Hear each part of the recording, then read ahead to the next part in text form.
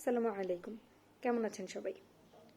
মহান আল্লাহ তাআলার কাছে সবথেকে নিকৃষ্ট জীব হচ্ছে যারা হক কথা শোনার ব্যাপারে বধির এবং হক কথা বলার ব্যাপারে বোবা, অর্থাৎ কিছু জানে না, বোঝে না, এমন একটা ভাব ধরে থাকে।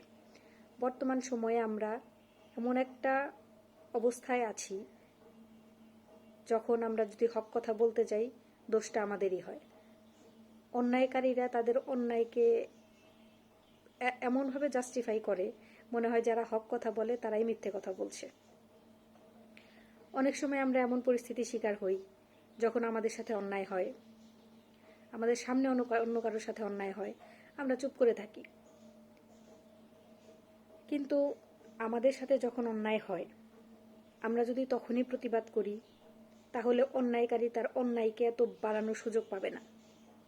আমরা যদি প্রতিকার না করি, আমরা যদি সাথে সাথে প্রতিবাদ না করি, অন্যায়কারী অন্যায় করতে থাকে আর সে ভাবতে থাকে সে যেটা করছে সেটাই ঠিক, সেজন্যই কেউ তার প্রতিবাদ করছে না। তার সাহসটা বেড়ে যায় আর সে তার এই অন্যায় কন্টিনিউ করতে থাকে। কিন্তু আমরা যদি শুরুতেই প্রতিবাদ করি, অন্যায়কারী এটা ভাবার সুযোগ পাবে না, তাই সে তার অন্যায়টা বাড়ানোরও সুযোগ পাবে না।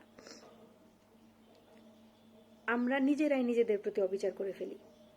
মহান আল্লাহ তাআলা বলেছেন, অন্যায় কখনো মেনে নেওয়ার কোনো দরকার নেই। তোমার সাথে হওয়া অন্যায়ের প্রতিবাদ করো, প্রতিকার করো, আল্লাহর কাছে সাহায্য চাও, জালিমের জুলুমের বিরুদ্ধে প্রতিবাদ করো। তাই যখন আপনার অথবা আমার সামনে কোনো অন্যায় হবে, সাথে সাথে প্রতিবাদ করবেন। প্রতিবাদ একটা অন্যায়কে শুরুতেই রুখে দিতে পারে, অনেক বড় হওয়ার থেকে ছোটতেই শেষ করে দিতে পারে। আর অন্যায়কারীও তখন এতটা সাহস পায় না। ভালো থাকবেন সবাই।